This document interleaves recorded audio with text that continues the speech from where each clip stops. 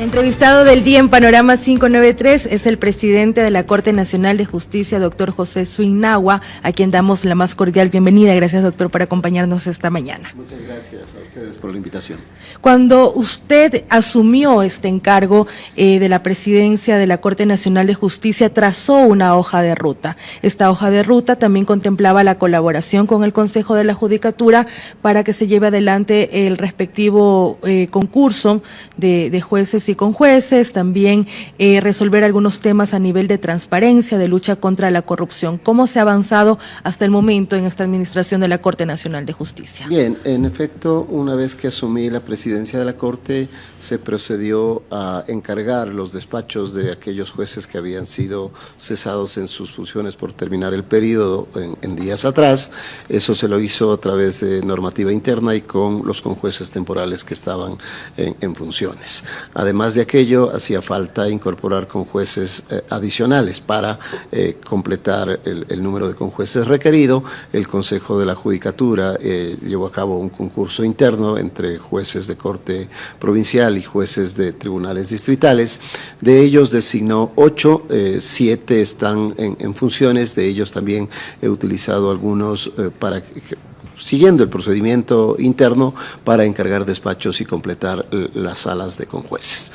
Todavía faltarían unos 2 o 3 conjueces. Tengo entendido que el Consejo también es consciente de aquello y ha procedido a recalificar algunas personas que optaron por participar en este proceso transitorio y yo confío que en los próximos días proceda a hacer esa designación, con lo cual prácticamente estaríamos entre jueces titulares, con jueces titulares y con jueces temporales con el número adecuado para el funcionamiento. En el marco de este concurso de selección de jueces y con jueces de la Corte Nacional de Justicia, que ya arrancó el proceso con la etapa de inscripciones el pasado 5 de abril, también entró en debate algo importante relacionado con los casos metástasis, purga, pantalla, etcétera, y es sobre cómo garantizar que aquellas personas más probas, que las personas más honestas lleguen justamente a estos puestos. En ese sentido, ¿cómo se ha trabajado con el Consejo de la Judicatura para afinar esta selección y que estos temas de corrupción pues vayan poco a poco ya siendo historia del pasado? A ver, en efecto, el Consejo de la Judicatura convocó ya al concurso para seleccionar 10 jueces titulares que necesita la Corte Nacional de Justicia. En una primera convocatoria y en el cierre de convocatoria habían presentado documentación 266 aspirantes que han sido admitidos inicialmente por el Consejo. Luego viene un proceso de revisión por el mismo Consejo y han quedado en 260. Esta primera exclusión será por incumplimiento de requisitos de forma a 6 personas. En cuanto a la inquietud suya, sí, a la Corte especialmente le interesa que quienes sean seleccionados, mujeres y varones de este concurso, sean los idóneos para ocupar una función tan delicada como es la de ser juez nacional y juez de la República. Nosotros tenemos confianza, personalmente tengo mucha confianza en que el concurso se desarrolle en forma transparente, como así lo ha sido. En un inicio el Consejo, con esta recomposición, con la incorporación de nuevos miembros, procedió a hacer una revisión del reglamento, a recibir algunas recomendaciones que se habían formulado desde grupos profesionales, organizaciones que están vinculadas con la verificación y con el seguimiento del quehacer jurisdiccional, y me parece que es un signo de apertura importante que da cuentas de que el concurso se va a realizar con los más altos estándares. La clave para todo esto será la difusión de la información. Creo que eso ya se ha cumplido en este momento. A las páginas del Consejo usted puede acceder y puede verificar las hojas de vida de todos y cada uno de los aspirantes. Y este proceso de escogitamiento y de selección tendrá que ir cumpliendo cada una de las fases que están diseñadas y que están reglamentadas, y en cada uno de esos vamos a ver exclusiones precisamente por la inobservancia o incumplimiento de algún requisito. Nosotros tenemos plena confianza de que se cumpla a cabalidad de aquello, de que haya una misión veedora que será la que dé las alertas necesarias y tempranas. La ciudadanía también podría hacerlo, nosotros también podríamos hacerlo si tenemos alguna información, si es que hay algún expediente, si es que hay alguna queja, alguna denuncia, tenga la certeza de que nosotros avisaremos al Consejo de la Judicatura para que eso se tome las medidas del caso. Ahora, usted sabe que la radio es un medio que llega a muchas localidades, sobre todo aquellas localidades rurales, a las ciudades mucho más pequeñas, que en este momento la ciudadanía se podía preguntar: ¿a mí en qué me afecta cómo se lleve adelante la designación de estos jueces? ¿Qué decirle a estos ciudadanos que tal vez vean con distancia lo que sucede en entes como la Corte Nacional de Justicia? Mire, la Administración de Justicia tiene que generar confianza. Los casos que se han suscitado en el último tiempo han minado un poco esa confianza que tiene que tener la ciudadanía en general en la Administración de Justicia. Y en efecto, las ondas de radio llegan a los rincones más apartados de la patria y posiblemente no haya una preocupación directa, pero es una necesidad colectiva. El tener confianza en los juzgadores es parte de esa tranquilidad que necesita la sociedad, es parte de esa institucionalización sólida, consolidada que tiene que estar a servicio de las grandes causas de la ciudadanía. Una decisión que se adopte, dos decisiones que se adoptan, tarde o temprano van a incidir precisamente en ese bienestar de la ciudadanía, y por eso es que estamos preocupados porque haya una corte que efectivamente responda a estos requerimientos. Recordaba esta mañana, pero no con exactitud, hubo un estudio realizado por el doctor Basabe, si no me equivoco, que hablaba sobre algunos problemas, inestabilidad, él también utilizaba este término, en el sistema judicial, el tema de la corrupción. ¿Cómo se ha tomado en cuenta también este aporte desde la academia para revisar las acciones al interior de la Corte y los ajustes que son necesarios? El doctor Basabe es un politólogo estudioso de los temas de la justicia, no solo ecuatoriana, sino a nivel regional.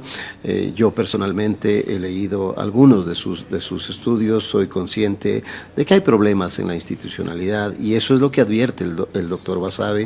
Estamos organizando un conversatorio precisamente con él para discutir estos temas, para discutir las inconsistencias, para discutir los problemas de transparencia, de corrupción, que hay que reconocerlo, existen y que estamos empeñados en transparentar, que estamos empeñados en combatir. Hay que tomar medidas, nosotros directamente no podemos hacerlo, pero la apertura que sea necesaria para que eso se dé y para que el órgano administrativo adopte las medidas que tenga que hacer de manera oportuna, pues estamos dispuestos a hacerlo.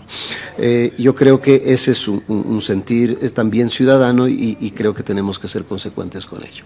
Ahora bien, pasando al tema de consulta popular, si bien aún no se han promulgado los resultados, ya están cantados, como se dice en el bingo. Y la decisión ciudadana ha sido, por un lado, la creación de estas salas especializadas para revisar temas de materia de garantías constitucionales, y también se ha pronunciado la ciudadanía respecto al tema de extradición. Sabemos que la conformación de las judicaturas está en la cancha del Consejo Nacional de la Judicatura. Sin embargo, ¿cuál es la opinión que tiene el presidente de la Corte Nacional de Justicia? A ver, el tema de las salas o de los jueces especializados en materia contenciosa, en materia constitucional, ha sido un tema que siempre ha estado en la discusión.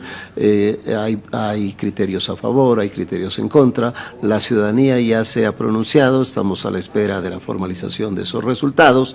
El paso siguiente vendrá pues la incorporación en el engranaje del ordenamiento jurídico y de la Administración de Justicia Constitucional, los jueces especializados. Lo que yo digo, y la Corte está presta a aportar con la Corte Constitucional, con ideas, porque es un tema que hay que discutirlo, que hay que afinar, en dónde van a estar, qué jurisdicción van a tener, cómo vamos a instrumentar, los recursos que necesitan. El Consejo ya ha hecho una aproximación, ya se habla de unas cifras, no creo que sean todavía las definitivas, pero es con lo que hay que empezar. El cálculo se está haciendo en función de la carga procesal, por supuesto, es que tiene que hacerse en función de la carga procesal. Eso nos podrá señalar si necesitamos jueces constitucionales a nivel de cantón o a nivel de provincia o a nivel posiblemente de una jurisdicción más amplia. Y si es que eso eso hay que empatar con la estructura que ya tenemos. Recuerden, nosotros tenemos tribunales especializados, contenciosos administrativos y contenciosos tributarios con una jurisdicción más allá de un nivel provincial. De pronto ese podría ser el camino y nosotros estamos prestos a aportar en la discusión. Es un trabajo que tiene que hacerse en forma colectiva, que hay que trabajarlo con el Consejo de la Judicatura, reconociendo y respetando desde luego que esta es una decisión del Consejo de la Judicatura, pero nosotros estamos abiertos a dar ideas, a apoyar en esta discusión, en la concreción de la voluntad de la ciudadanía. Fue la Constitución del año 2008 que estableció estos jueces multicompetentes, ¿verdad? La verdad que los jueces multicompetentes han estado presentes a lo largo de la vida institucional, de la función jurisdiccional. Lo que ocurre es que hay un juez multicompetente o hay una corte multicompetente precisamente en función de la carga procesal. Hay cortes provinciales que solo tienen una sala y en eso se convierten en multicompetentes. Entonces, esa sala única se encarga de conocer todas las materias penal, civil, laboral. Entonces, por eso es el concepto de multicompetentes. No todas las jurisdicciones necesitan jueces especializados porque la carga procesal no lo justifica. Diga usted, nosotros tenemos que ser conscientes de que los recursos son escasos y que hay que optimizar precisamente el trabajo de los jueces, y en esa línea va el tema de los jueces multicompetentes. Precisamente ese es un tema que hay que discutir. Si es que la voluntad popular optó por la especialización, ahora se tiene que pensar en que los jueces de instancia y los jueces de apelación tienen que ser jueces especializados en materia constitucional. ¿Usted se ha pronunciado algunas veces a favor de la especialización? Yo soy defensor de la especialización. La Constitución, recordemos, nos dice que la Corte Nacional, las Cortes Provinciales están conformados por jueces especializados en función de la materia. Tenemos 6 salas especializadas en la Corte Nacional. Esas 6 salas especializadas tienen que replicarse en el nivel de las Cortes Provinciales. Ahí tenemos una estructura, tenemos Cortes Provinciales y tenemos tribunales distritales que, como les decía, tienen una jurisdicción más amplia que las Cortes Provinciales. Pero ese es el esquema básico con el que funciona actualmente nuestra justicia. Ahora, un tema que sí compete estrictamente al Consejo, a la Corte Nacional de Justicia, es el tema de la extradición. Muchos ciudadanos tienen en su imaginario como que vamos a estar ante una extradición masiva de delincuentes, pero expliquemos a la ciudadanía cómo funciona y cómo venía funcionando, porque existe la extradición activa, la extradición pasiva, hay algunos tratados de por medio entre estados. ¿Cómo se implementa esta decisión ciudadana? En efecto, a ver, ¿qué es lo que permite hoy por hoy el resultado que lo hemos dicho, está cantado ya la decisión final, solo esperamos la formalidad? Esta es una de las preguntas que resultó favorecida por la voluntad popular. ¿Cuál es la consecuencia? Antes teníamos en el artículo 79 de la Constitución de la República la prohibición expresa de proceder a la al trámite de extradición de nacionales, es decir, de ciudadanas y ciudadanos ecuatorianos. Eso es lo que prohibía la norma constitucional. Con la enmienda, que la consecuencia inmediata es la entrada en vigencia una vez que son oficializados los resultados de la consulta y del referéndum, la consecuencia es que esa norma constitucional se enmienda, y lo que hace hoy esa norma constitucional es habilitar o permitir el proceso de extradición de ciudadanos ecuatorianos, de ciudadanos y ciudadanas ecuatorianas. Entonces, como la misma pregunta contenía esta enmienda en la norma constitucional y una derogatoria del artículo 4 de la ley de extradición, que es la que prohibía, que era consecuencia precisamente de la disposición constitucional, entonces está habilitado a que el proceso de extradición ocurra con los ecuatorianos. Ahora, ¿cómo opera en la práctica?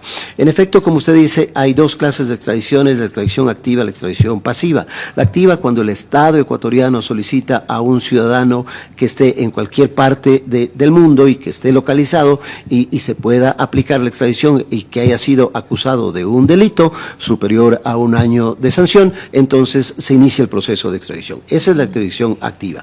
La extradición pasiva, que es la que tiene incidencia como consecuencia de esta decisión, de esta voluntad popular, es en cambio cuando otro Estado, distinto al Estado ecuatoriano, requiere que un ciudadano acusado de un delito con estas mismas características, porque tiene que haber equivalencia entre el delito con el que se acusa, que tenga también una tipificación en nuestro ordenamiento jurídico, y si es que dentro de eso está un ciudadano ecuatoriano, nosotros podríamos acceder luego del trámite correspondiente y luego de que el país requirente haga la petición vía diplomática, se iniciaría un proceso de extradición. Es decir, no es automático, no es que el día de mañana empezamos a extraditar ciudadanos ecuatorianos, tendrán que darse las condiciones. Yo personalmente creo que no se necesita una reforma legal, ya la norma que prohibía extraditar ecuatorianos está derogada, con el resto de normativa sí se podría hacer. Lo que hay, vale la pena señalar que la ley de extradición es una ley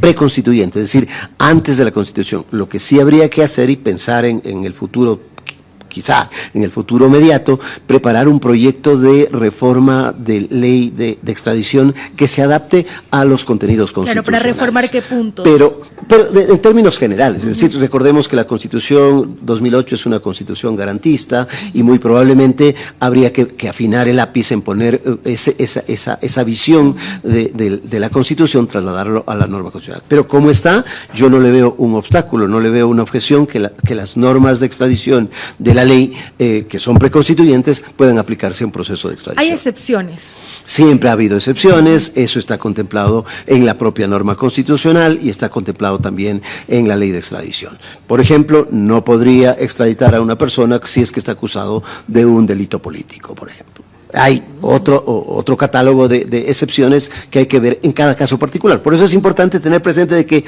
cuando se active el proceso de extradición será cuando lo solicita el Estado requirente. El Estado requirente, cualquiera del orbe en el mundo, solicita la extradición de un ciudadano ecuatoriano, inicia el proceso de extradición. Y obviamente esa persona, si es que está en el país, se iniciará con él, se adoptarán las medidas que sean conducentes y una vez que concluye ese procedimiento, se toma la decisión de autorizar o de aprobar o no la extradición. Si es que, por ejemplo, no hay un equivalente de infracción del país requiriente con el país requerido, en este caso Ecuador, sería una causa por la que tampoco se pueda extraditar a ese ciudadano. Claro, porque hay países, por ejemplo, me voy a referir a países árabes, donde incluso el tema religioso cruza también por el tema de la tipificación de los delitos. Y también es una exclusión en ese sentido.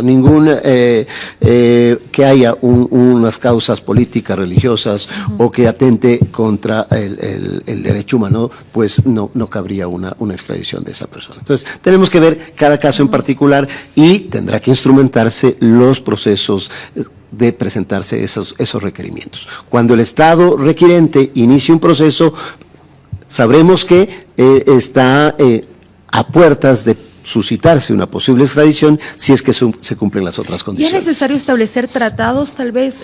Hay tratados con algunos estados. Con los Estados Unidos hay un tratado de extradición, existe con Alemania, existe con algunos estados, existen los tratados de extradición. No hay con todos en el mundo, pero hay el principio de reciprocidad, que quiere decir que si es que el país requirente en el pasado ya ha actuado frente a un pedido de extradición nuestra y el Estado lo admitió, nosotros en función precisamente de este principio de reciprocidad podríamos dar trámite al proceso y si es que es pertinente autorizar la extradición. Para ir cerrando la entrevista, presidente, está pendiente también el envío de esta terna para el Consejo de la Judicatura. A veces es que hay varios temas pendientes, tanto del Consejo de la Judicatura que incide en la Corte Nacional de Justicia y en este caso también decisiones de la Corte Nacional de Justicia que incidiría en el Consejo de la Judicatura. ¿Cómo está este proceso? ¿Cuándo está previsto el envío de esta terna? A ver, el tema de la designación del representante de la Corte Nacional de Justicia para presidir el Consejo de la Judicatura es un tema que pasa por la siguiente consideración. El presidente Román es el presidente que está en funciones temporales como consecuencia de la aplicación de una sentencia de la Corte Constitucional que le reconoce su condición de suplente. ¿Por qué? Él es suplente del presidente, que en su momento fue doña María del Carmen Maldonado. Maldonado. Cuando ella renunció, se suscitó precisamente este problema de la vacancia, que no hubo el reconocimiento y que el doctor Román tuvo que demandar para que haya ese reconocimiento. Con ese reconocimiento que hizo la Corte Constitucional, se procedió ya a cumplir con ese contenido de la sentencia de la Corte Constitucional y se designó al doctor Terán. El doctor Terán está inmerso en este problema de orden penal, renunció a su condición de presidente del Consejo de la Judicatura. Lo que cabe o cabría en este momento es que el Consejo de Participación haga el requerimiento del envío de la terna. Cuando eso ocurra, yo pondré a consideración del Pleno de la Corte para designarlo. No he recibido un pedido formal por parte del Consejo de Participación. El doctor Román sigue en funciones legítimas como presidente temporal, como presidente encargado del Consejo de la Judicatura. El momento en que se active el proceso, pues actuaremos en consecuencia. Pero todos los vocales del Consejo de la Judicatura, perdón, si no estoy mal, también ya terminan sus periodos. En efecto, diciembre. sí, todos los integrantes del Consejo, es una situación excepcional. Hay 4 vocales que están en funciones como suplentes, es decir, ellos terminarían su periodo en el mes de enero, no recuerdo exactamente la fecha, en el mes de enero del año 2025, y para eso ya el Consejo de Participación habrá iniciado y concluido el proceso de selección y de designación de cada uno de los 5 vocales de acuerdo a las fuentes de origen de sus integrantes. Eso entiendo yo que el Consejo también iniciará un proceso, porque es un proceso que está arreglado, que tiene que hacer con veeduría ciudadana, con transparencia. Deberá iniciarlo cuando el Consejo estime pertinente, solicitará a cada uno de las instituciones que tenemos que remitir la terna para que procedan con esa designación. Si es que no tienen otro problema interno. Ahí está la temporalidad precisamente. Mire, si es que el Consejo resuelve solicitar las ternas para designar los titulares, tendría que ser para los titulares para meses, porque el proceso se iniciaría, y estamos en el mes de mayo, se iniciaría recién, tendrá que demorar unos 2 meses aproximadamente ese proceso de selección. Estaríamos hablando de agosto, de septiembre se inicia. Es decir, para 4 meses, para 3 meses tendría que desarrollarse ese proceso de selección de los titulares actuales que terminarían su periodo en el mes de enero. Igual, si es que el proceso de selección se da en los siguientes meses, solo su tiempo de permanencia sería hasta que se designen nuevamente los titulares. Es decir, tendríamos un concurso tras otro concurso. Exactamente. Y yo creo que el Consejo estará pensando precisamente en esas condiciones. Un poco lo que pasa con el Consejo Nacional Electoral, tal vez podría vivir que también tenía que hacer la renovación parcial, pero los tiempos se han ajustado tanto que ya coincide con la renovación de todo. Lo que correspondería a una renovación total de todos los integrantes. Muchísimas gracias, con doctor, mucho gusto, por encantado. acompañarnos esta mañana en Pública FM, por darnos también estas claridades en materia de justicia que son importantes que la ciudadanía lo tenga presente y sobre todo porque la justicia está en el ojo de la ciudadanía. José Suignagua, presidente encargado de la Corte Nacional de Justicia en Pública FM. Vamos a una pausa y regresamos.